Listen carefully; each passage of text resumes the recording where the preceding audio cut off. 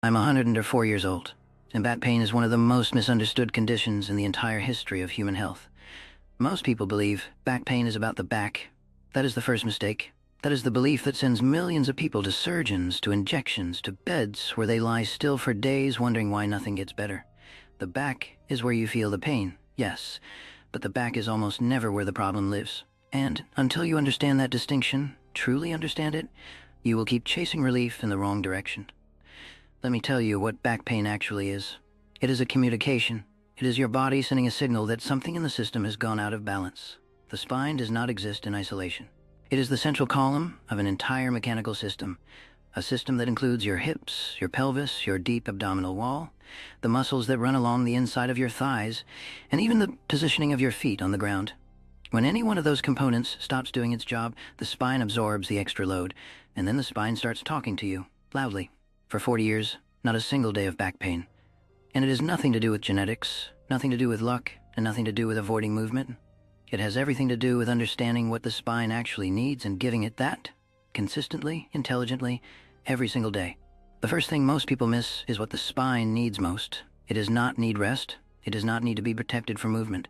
What it needs is decompression. Every night, when you lie down, your discs, the soft, fluid-filled cushions between your vertebrae, rehydrate. They absorb fluid, they expand slightly, they recover from the compression of the day. Every morning, you wake up slightly taller than you were when you went to bed. That is not a metaphor. That is physiology. The problem is that most people, within minutes of waking up, begin recompressing those discs before they are ready. They sit, they slouch, they reach forward before the spine has had time to stabilize. The first exercise is not an exercise in the way most people think of exercise. It is a deliberate, slow, controlled movement of the spine through its natural range of motion, performed first thing in the morning before the body is asked to do anything else. You lie on your back. You bring both knees to your chest slowly, hold, then let them fall gently to one side. You feel the rotation in the lower spine. Then you bring them back to center and let them fall to the other side. Back and forth, slowly, no force, no bouncing. Just rotation, just movement. What this does is something most people have never been told. It pumps the discs. Movement is how the discs receive nutrition. They have no direct blood supply after childhood. They depend entirely on the pumping action of movement to bring in fluid and nutrients and to push out waste. When you lie still for too long, the discs begin to starve. When you move them through gentle rotation, you feed them. But it goes even deeper than that. This morning rotation also activates what is called the multifidus, a small, deep muscle that runs along either side of the spine, vertebra by vertebra. Most people have never heard of it. Most back pain programs never mention it. But this muscle is arguably the most important structure in back health that exists. It is the primary stabilizer of the individual vertebral segments. When it is working, each vertebra is held in place during movement. When it is not working, when it has become inhibited, which happens almost automatically in response to back pain or prolonged inactivity, the joints of the spine become vulnerable. They move too much, they compress unevenly, they grind.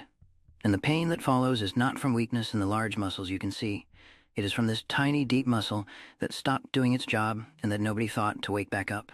The gentle rotation wakes it up, slowly, every morning, before anything else. Now here is what most people miss about the second movement.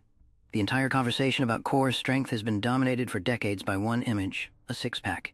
Abdominal muscles on the surface, and people train those muscles, they do crunches, they do sit-ups, they build the outer shell, and their back still hurts.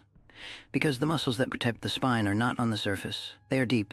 They are the transverse abdominis, a horizontal band of muscle that wraps around the trunk like a corset, and they are the pelvic floor below and the diaphragm above. These three structures form a pressure chamber. When they work together, they create intra-abdominal pressure that literally stabilizes the spine from the inside. No brace, no belt, no external support can replicate what this internal system does when it is functioning correctly. The second exercise is the activation of this deep pressure system. And the way to do it has almost nothing to do with what you see in most fitness content. You lie on your back, knees bent, feet flat. You breathe in deeply, letting the belly rise. And then, as you exhale slowly, you draw the lower abdomen gently inward. Not by sucking in, not by bracing hard, but by a subtle, deep engagement, as if you are very gently pulling your hip bones toward each other. You hold that gentle contraction for 10 seconds while continuing to breathe normally. That last part, continuing to breathe while holding the contraction, is the key that most people cannot do at first. Because what you are trading is not just strength. You are trading the nervous system to keep this deep, stabilizing system active during real life, during walking, during lifting, during the moments when the spine is most vulnerable. And here's the layer beneath that. The reason this deep system stops working in the first place is not laziness. It is not weakness in the conventional sense. It is neurological inhibition. When you experience back pain, even a single episode, the nervous system responds by inhibiting the DEET stabilizers. It does this as a protective mechanism, trying to guard the area by reducing movement. But the inhibition does not turn itself off when the pain goes away. The DEET muscles stay quiet, and without them active, the spine is exposed to the next injury and the one after that. The episodes of pain get closer together. Each one inhibits the DEET system a little more. This is why back pain becomes chronic, not because something is structurally broken, but because a protective reflex that was supposed to be temporary became permanent.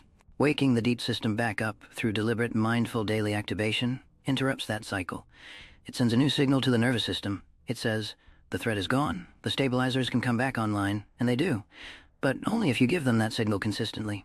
The third exercise is the one that ties everything together, and it is the one most people are most surprised by.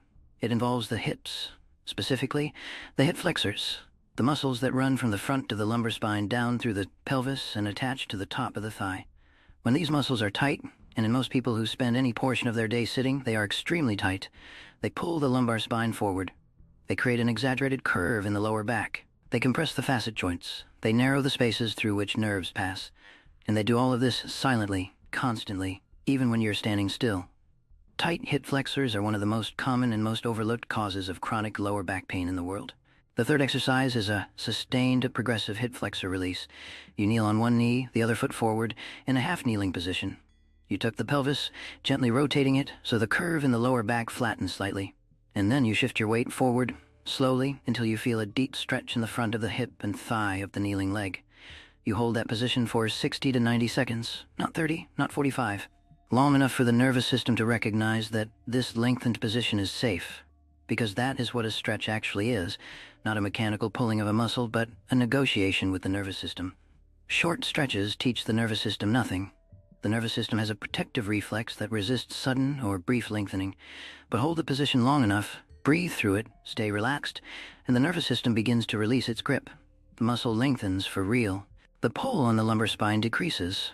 The compression in the facet joints begins to ease. And here's the deepest truth underneath all of this. The spine is not designed to be strong in the way a pillar is strong.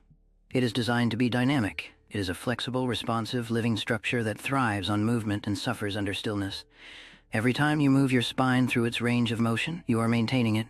Every time you sit without moving for hours, you are degrading it. Every time you brace, guard, or protect it from movement out of fear of pain, you are making it more fragile, not less. The body does not respond to protection by becoming stronger. It responds to protection by becoming dependent on that protection. And then, when the protection is removed, it is more vulnerable than before. The three movements, the morning rotation, the DEET system activation, and the hip flexor release, are not three separate exercises. They are one integrated protocol. The rotation wakes the discs and the DEET stabilizers. The activation trains the nervous system to keep those stabilizers online during daily life.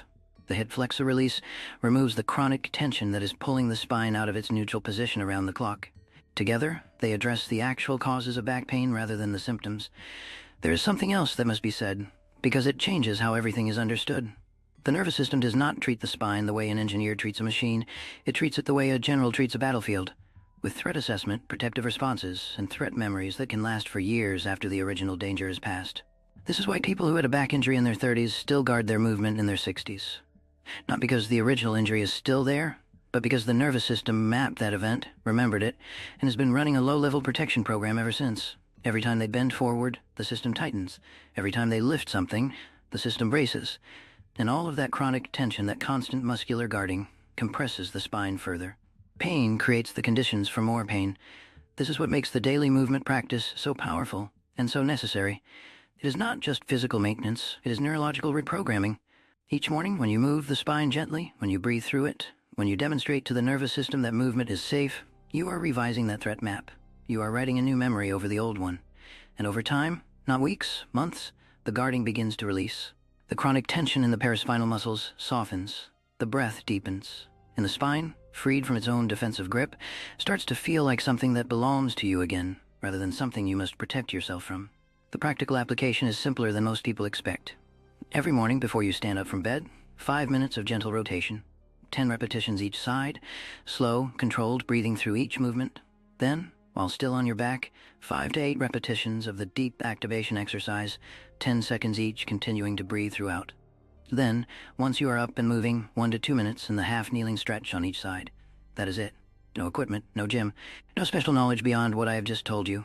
15 minutes, done with full attention to what the body is doing and why. The spine that moves well does not hurt. The spine that is fed, stabilized, and freed from chronic tension does not degenerate the way most people assume aging bodies must. What most people accept as an inevitable consequence of getting older is, in the vast majority of cases, a consequence of what they stopped doing or never started doing for the one structure that holds everything together. The back does not fail you. You simply forget to maintain it, and the moment you remember how, it responds,